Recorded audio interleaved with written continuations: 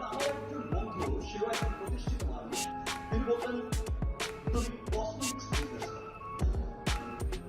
এটা তোমার রিলেটেড, তুমি খুব ভালো বুঝবে। অপু আমার সিনেমাতেও লাকি চার্ম, ব্যবসাতেও লাকি চার্ম হবে ইনশাল্লাহ। এমনই একটি আগুনঝরা বক্তব্য দিয়েছেন সামাজিক যোগাযোগ মাধ্যমে এসে সাকিব খান।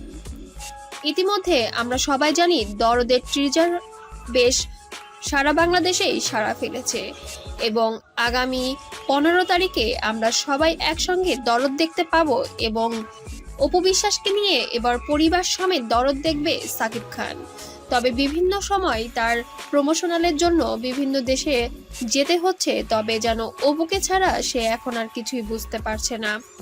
সে একটি গণমাধ্যমে এসে এমনটা বলেছেন যে আমার জীবনের ক্যারিয়ার শুরু হয়েছিল অপু বিশ্বাসকে কেন্দ্র করে। অপুর সাথে আমার প্রায় অর্ধশতাধিক ছবি করা হয়েছে এবং সবগুলো ছবিই বেশ ব্যবসা সফল করেছে এবং কিছু কিছু ছবি ব্লকবাস্টার হিট করেছে, তার মধ্যে কোটি টাকার কাবিনও উল্লেখিত। তবে এবার আমি আমার নিজের নামটা ব্যবসায়ী লাগিয়েছি, তবে এর পেছনেও অপুর পরামর্শ ছিল।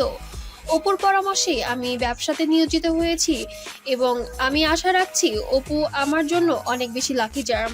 ওর কারণে আমি এবার ব্যবসাতেও লাকি চার্ম হয়ে যাব এবং ব্যবসাতে সফল ইনশাল্লাহ সফলভাবে এবং বড় ব্যবসায়িক হব এবং বিভিন্নভাবে অনেক মানুষের কর্মসংস্থানের ব্যবস্থা করব। আপনারা সবাই আমার জন্য দোয়া করবেন এবং অপুকে আমার পাশে আপনারা সব সময় দেখতে পাবেন।